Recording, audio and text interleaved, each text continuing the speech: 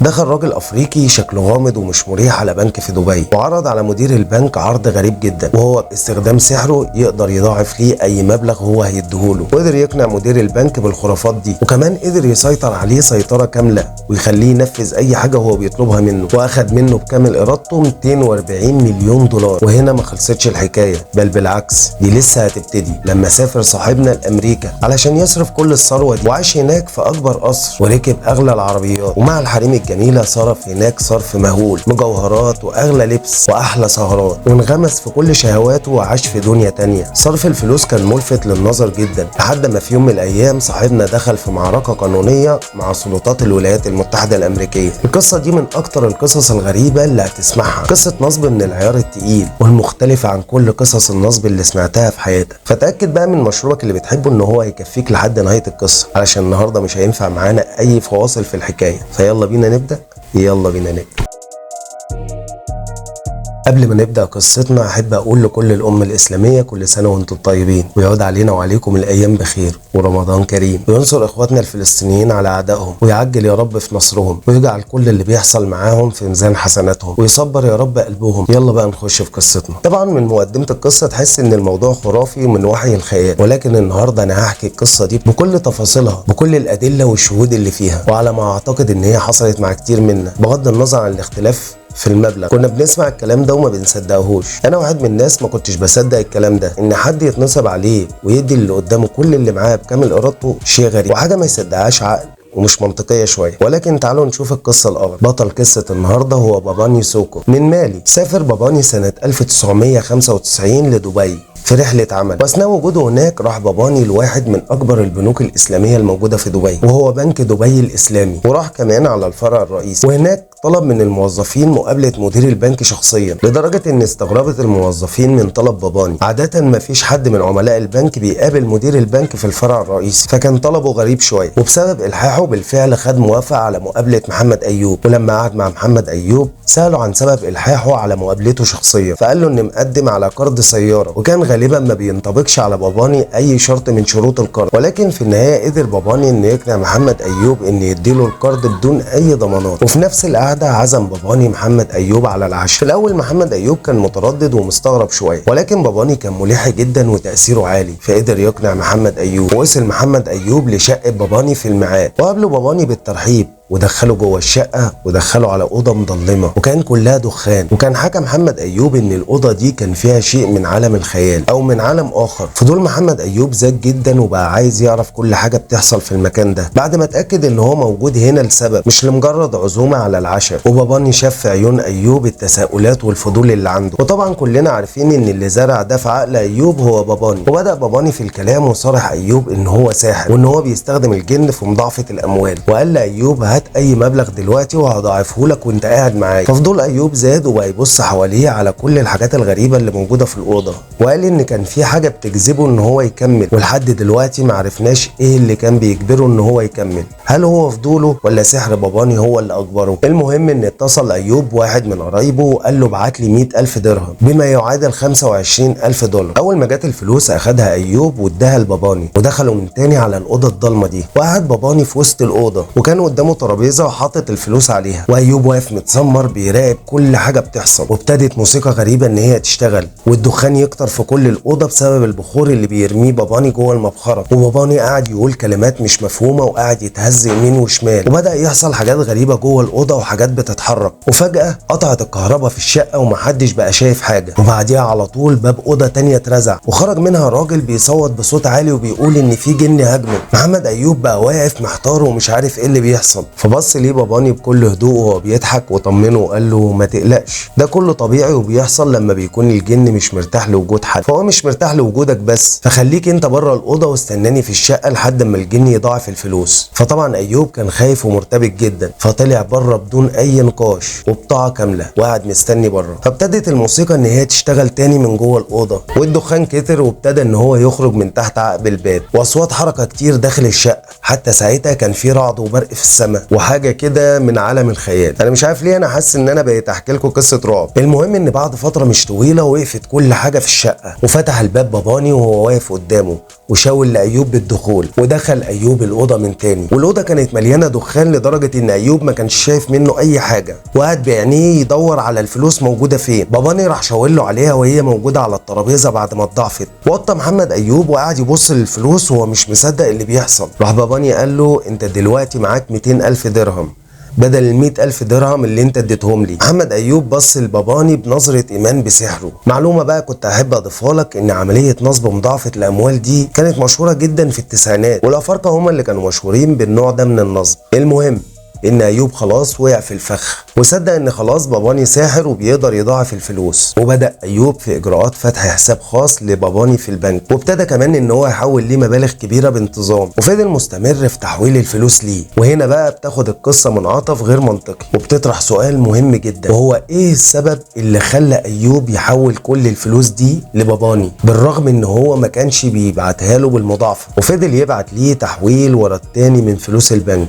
من سنه 1995 لسنة 1998. شيء غريب والله. يعني ايه اللي اجبره ان هو يعمل 183 عملية تحويل وكمان بمبالغ كبيرة؟ وكمان يا ريته كان بيبعتها له في الحساب اللي هو عامله له في البنك، ده كان بيبعتها له في حسابات كتيرة عنده في سويسرا وفرنسا وامريكا، لحد ما وصلت مبلغ التحويلات دي ل 242 مليون دولار. وللاسف ان مفيش اي تفسير واضح وصريح لحد الان عن سبب تحويل ايوب لكل الملايين دي لباباني من غير ما يضعفها له، بالذات ان هو ما بعتهاش ليه مره واحده، ده بعتها له على مدار 3 سنين كل الفتره دي وما اخدش باله. المهم ان في بعض الاقاويل بتقول ان ايوب كان تحت تاثير السحر الاسود، في اقاويل تانية بتقول ان الخوف لعب دور كبير قوي مع ايوب بعد ما استغله باباني وبقى يهدده بعد التحويلات الاوليه ان هو لو ما حولهوش اكتر هيفضحه وكمان يبلغ عنه، فكان بيضطر ايوب ان هو يستمر في التحويلات. ولكن هنا بيجي بقى السؤال الاهم، وهو ازاي ان المبلغ الكبير ده يتحول من فلوس البنك من غير ما يلاحظ اي حد من الموظفين، حتى لو كانت التحويلات دي كان منفذها اكبر راس في البنك وهو مدير البنك بنفسه. اكيد ان في محاسبين شغالين على حسابات البنك، ده غير ان هم كانوا شغالين على تقفيلات اخر السنه، يعني كان لازم يبان اي فروقات في الحسابات. وللاسف ان مفيش الا تفسير واحد بس هو اللي موجود، وهو ان النظام المحاسبي في الوقت ده كان مش بالتكنولوجيا الكافيه اللي تكشف ده بسرعه. وبما اني محاسب وكمان متخصص في اداره البنوك، شايف ان التفسير ده ضعيف جدا. ولكن خلينا نشوف الجزء الثاني من القصه. صاحبنا عايش حياته بالملايين اللي معاه بعد ما قدر ان هو يسيطر على مدير البنك. سافر باباني المالي ومازال محمد ايوب بينفذ التحويلات. احنا لسه بنتكلم في سنة 1995 ولسه اكتشاف التحويلات دي هيحصل سنة 1998. المهم ان باباني قعد في مالي كام شهر كده، وكان قاعد في منطقته الفقيرة جدا في مالي، وفي خلال الكام شهر اللي قعدهم في مالي كان عمل للحي بتاعه مشاريع كتير جدا، مستشفيات ومدارس وبيوت وكهرباء ومية وحاجات كتير حلوة. وكسب ساعتها باباني شعبية كبيرة في المنطقة بتاعته لدرجة ان هم لقبوه بالاب المنقذ الحنون. وبعد كام شهر سافر باباني للولايات المتحدة في نيويورك، والكلام ده كان في يناير 1996، وما زالت التحويلات شغالة. واول ما وصل باباني لنيويورك فتح حساب في واحد من اكبر البنوك الامريكيه سيتي بانك، وزار الفرع الرئيسي في نيويورك، وهناك اقنع موظفه من البنك ان هو يتجوزها، وطبعا اغراها بالفلوس والمبالغ الكبيره. وبصراحه كده كان جوازه منها كانت مصلحه علشان تسهل له كل التحويلات اللي هيعملها من دبي للمكان اللي هو هيعيش فيه نيويورك. ونجح باباني ان هو يحول 100 مليون دولار من حسابه في بنك دبي لحسابه في سيتي بانك في نيويورك. وطبعا كانت مراته الجديده هي اللي ليها الفضل في تحويل كل المبالغ الكبيره دي من غير ما يتسأل عن مصدرها، وساعتها كمان كان كافيها بنص مليون دولار. وكان في صفحه بتاكد كل الكلام ده عن القضيه اللي رفعها بنك دبي الاسلامي سنه 1999 على سيتي بانك في الولايات المتحده الامريكيه، والقضيه كانت في محكمه نيويورك في الولايات المتحده، وهتلاقوا فيها تفاصيل القضيه اللي عايز يعرف التفاصيل. المهم ان بعد وصول الفلوس لباباني في نيويورك ابتدت رحله البذخ، صرف بطريقه غير طبيعيه، واشترى كل حاجه كان نفسه فيها، لدرجه اللي هو اشترى طيارات وعمل شركه طيران وسماها باسمه، وما كانش بيشتري الا الطيارات القديمه لان الطيارات الجديده كانت هتبقى غاليه عليه جدا. مهما كانت معاه الملايين فالطيارات برضه في الاول وفي الاخر غاليه وما كانش هيقدر عليها. ولكن في الاخر ان مشروعه فشل ومفيش اي طياره طلعت من المطار. من صفات باباني ان هو كان بيستثمر فلوس كتير جدا في مشاريع ولكن ما كانش بيكملها وكان بيسيبها. ومن الامور العجيبه كمان برغم كل اللي حوالين باباني ده من صرف وفلوس ومتعة وكل اللي حواليه ده، ما كانش بينسى اهله وناسه في قريته الفقيره، كان دايما بيدعمهم وبيقاسم معاهم ثروته، لحد ما في يوم من الايام بيدق باباني اول مسمار في نعشه. في يوليو سنه 1996 حاول باباني ان هو يشتري طيارتين هليكوبتر تابعين للجيش الامريكي، وكان الطيارتين دول عسكريين وقدام خارجين من الخدمه، كانوا بيستخدموا في حرب فيتنام، وقدم طلب للحكومه ان هو يشتري الطيارتين دول، وقال ان هو يحولهم لطيارتين اسعاف تنقل المرضى للمستشفيات في بلده، والحكومه الامريكيه رفضت الطلب بسبب ان باباني من مالي وممكن يستخدم الطيارات دي في اغراض تانية زي مثلا تهريب المخدرات او يسلحهم ويستخدمهم في النزاعات الاهليه هناك. رجاله باباني اللي بيتمموا صفقه الطيارات قدموا رشوه 30,000 دولار للمسؤول عن بيع الطيارات دي، والحظ السيء ان المسؤول دوت شريف وما بيقبلش اي رشوه، بلغ السلطات على طول وجيهم واعتقلوا رجاله باباني. من خلال التحقيقات عرفوا ان هم تبع باباني وطلع امر بالقبض عليه بسبب قضيه الرشوه. في الوقت ده باباني ما كانش موجود في الولايات المتحدة، فطلعت مذكرة اعتقال من خلال الانتربول، وبالفعل تم القبض على باباني في جنيف واحتجزوه في سجن من سجون سويسرا. وعلى طول عين باباني محامين امريكيين علشان يدافعوا عنه مع توماس سبنسر المحامي الرئيسي ليه، وطلب سبنسر ان هو يقابل موكله في جنيف علشان يناقش معاه الاجراءات القانونيه والحاجات دي. وحكى سبنسر عن رحلته لجنيف واللي شافه فيها. اول حاجه لما طلب منه مدير السجن انه يحاول تاجيل تسليم باباني للولايات المتحده الامريكيه لاكبر فتره ممكنه، لدرجه انه ترجاه. انتوا متخيلين الوضع؟ سبنسر ساعتها استغرب جدا من موقف مدير السجن وحاول ان هو يعرف السبب، واذا عرف السبب بطل العجب. عمنا باباني كان بياكل كل السجن من فرنسا، كان بيطلع طياره خاصه علشان يجيب لهم الاكل من هناك. سبنسر ساعتها عرف بعد الموقف ده ان موكله مجنون. المهم ان طلب سبنسر من القاضي في محكمه فلوريدا المكان اللي وقعت فيه قضيه الرشوه بطلب جلسه استماع انه يخرج موكله بكفاله. القاضي والمدعي العام رفضوا طلب اطلاق سراح باباني بكفاله، خافوا انه يهرب ويسافر بره البلد، بالذات ان السلطات الامريكيه ابتدت تحقق في ثروات باباني وحسوا ان في لغز وان الموضوع مش مجرد عرض رشوه. وفي جلسه الاستماع جمع باباني مسؤولين ودبلوماسيين كتير. هتقول لي منين عرف الناس دي؟ هقول لك ان اي واحد عنده ثروه ايا كانت مصدرها منين هيكون ليه علاقات كتيره بناس زي كده، بالذات ان باباني كان بيصرف كتير جدا بهدايا غاليه على الناس دي علشان عامل حساب ليوم زي كده. المهم ان في الجلسه دي اتضغط جدا على القاضي. شهادت المسؤولين عن باباني ان هو راجل نزيه وان عمره ما هيهرب ابدا، ده غير ضغط المحامين بتوعه، لحد ما اخيرا وافق القاضي باطلاق سراح باباني بكفاله، ولكن حط مبلغ كفاله كان مبالغ فيه شويه ظنا منه ان باباني مش هيقدر يدفعه، وكان مبلغ الكفاله 20 مليون دولار. وبعد المشاوره مع فريق الدفاع فاجئ باباني المحكمه بدفع الكفاله وتم اطلاق سراح باباني. واول شيء غريب عمله زي ما عودنا باباني وهو انه اهدى محاميه وفريق دفاعه 7 افخم عربيات في امريكا. المحامين كلهم استغربوا جدا، اول مره عميل يعمل معانا كده، طب هو اهدانا ليه والقضيه لسه شغاله ما اخدش فيها براءه؟ غريب بجد الراجل ده. المهم ان اللي مطلوب من باباني دلوقتي ان هو يفضل مسجون في ميامي وما يخرجش منها لاي سبب من الاسباب. المهم ان هو في خلال الفتره اللي كان مستني فيها المحاكمه خلى ميامي كلها تحكي عنه. كان يخش محل المجوهرات هناك كان يشتري بنص مليون دولار هدايا. كان وكلاء السيارات بتقول ان هو كان بيشتري من عربيتين ل4 عربيات في الاسبوع الواحد، ده غير ان هو اتجوز 10 سيدات من ميامي بس، واجر اكتر من 20 شقه لكل واحده. غريب جدا البني ادم ده. والاغرب كمان ايوب، يا سبحان الله، لسه بيحاول لحد دلوقتي ليه الفلوس. هو في ايه بجد؟ الراجل ده بجد مغيب. انا ابتديت اقتنع ان الراجل ده تحت تاثير السحر، ومش اي سحر فعلا. وابتديت اصدق كمان الجيران اللي بتقول دخل عليا 2 خلوني قلعت كل الذهب اللي في ايدي واديته لهم بكامل ارادتي، ولا واحد تاني يقول لك انا حملت كل البضاعه اللي عندي في عربيه الواحده من غير ما اعرفها ولا باي فلوس كمان، والاغرب ان هو يقول لك انا كنت بكامل ارادتي. والله ربنا يسترها علينا. المهم في الوقت اللي هو كان مستني في ميامي كان بيعمل اعمال خير كتير، يروح لملاجئ وياكل الناس المتشردين في الشوارع ويلبسهم لبس ويديهم فلوس كمان، وعمل لنفسه شعبيه ان هي تساعده في المحاكمه، واتبرع كمان ب 300,000 دولار لفرقه موسيقيه كانت عايزه تسافر لنيويورك علشان تشارك في احتفالات عيد الشكر. وطبعا ده كله كان بيغطيه اعلاميا. وفي شهر مارس سنه 1997 كانت بدايه محاكمته في قضيه الرشوه. سبنسر المحامي الرئيسي بتاعه كان نصحه ان هو ينكر اي تهمه موجهه اليه، بالذات ان في مكالمه مسجله بتاكد ان باباني ما امرش اي حد من رجالته ان هو يقدم اي رشوه، واكد عليهم ان هم ما يخالفوش القانون الامريكي. ولكن المفاجاه الصادمه ان باباني اعترف بارتكاب الجريمه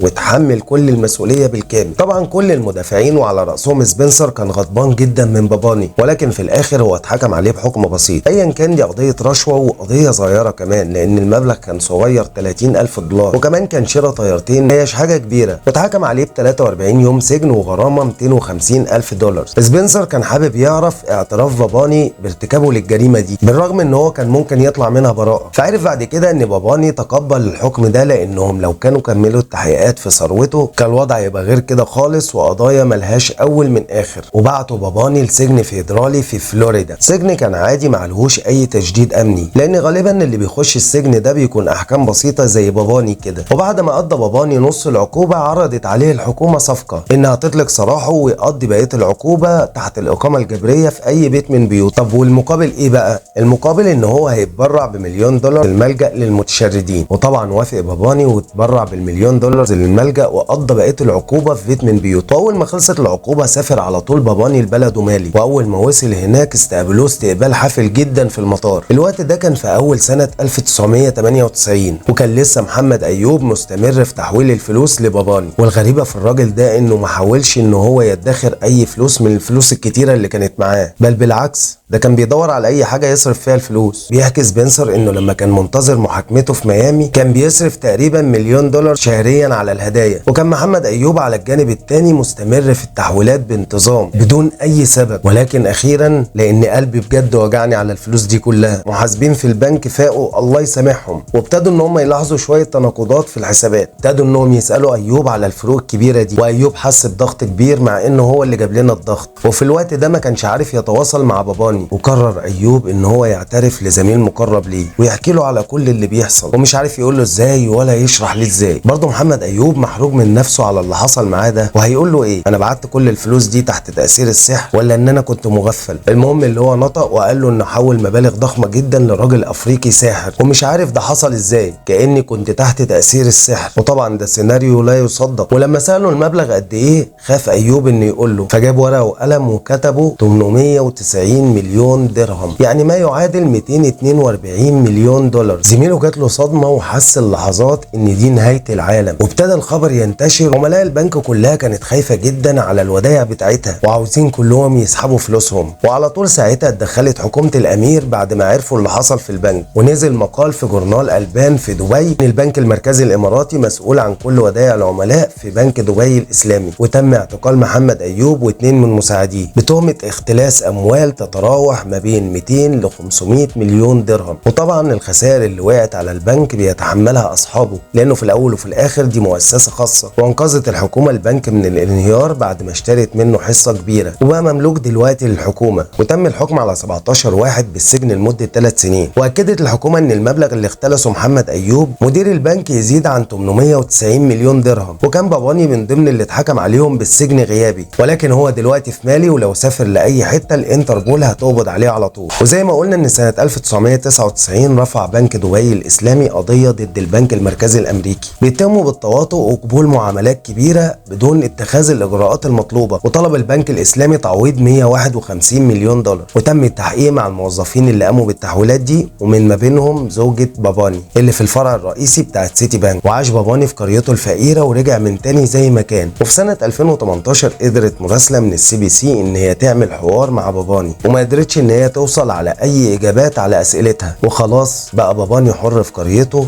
لحد ما توفى سنه 2021. وبكده خلصت قصتنا اللي يا رب تكون عجبتكم، وشكرا لكم على المشاهده، وما تنسوش اللايك والاشتراك في القناه، والسلام.